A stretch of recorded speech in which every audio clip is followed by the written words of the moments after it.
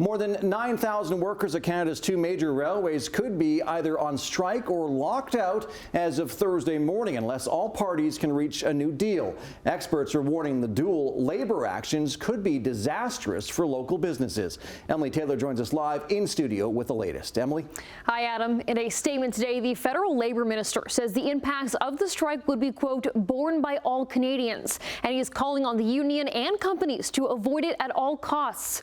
CN Rail has issued the union, Teamsters Canada, a lockout notice for 12:01 a.m. on Thursday, unless an agreement or binding arbitration can be reached. And it's a similar situation at CPKC, as the union says its workers will go on strike at the same time. Ahead of these strikes, major shipping company Maersk says it will stop accepting some Canada-bound shipments, adding to concerns about a supply chain disruption. Restaurants Canada and the Canadian Federation of Independent Businesses also voicing their concerns today, saying local businesses and restaurants rely on deliveries of food, beverages, and goods to keep their doors open, especially as many are already struggling with the rising costs of food. Ultimately, what that means for Canadians, what it means for small businesses is disruptions. We've never, as far as we can recall, had a disruption or a work stoppage at both of our national rail lines at the same time. Over time, it could be crippling.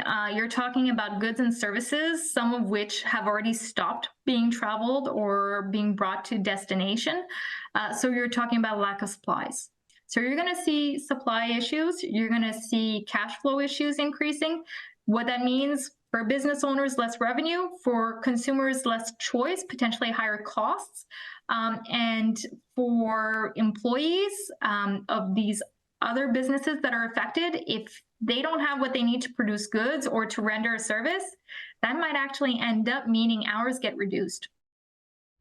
Now, potential strikes could also disrupt commuters in our area, as part of the GO train runs on CPKC rail lines. Metrolinx tells us that in the event of a labor disruption, GO services on the Milton line and at the Hamilton GO station on Hunter Street will be temporarily suspended.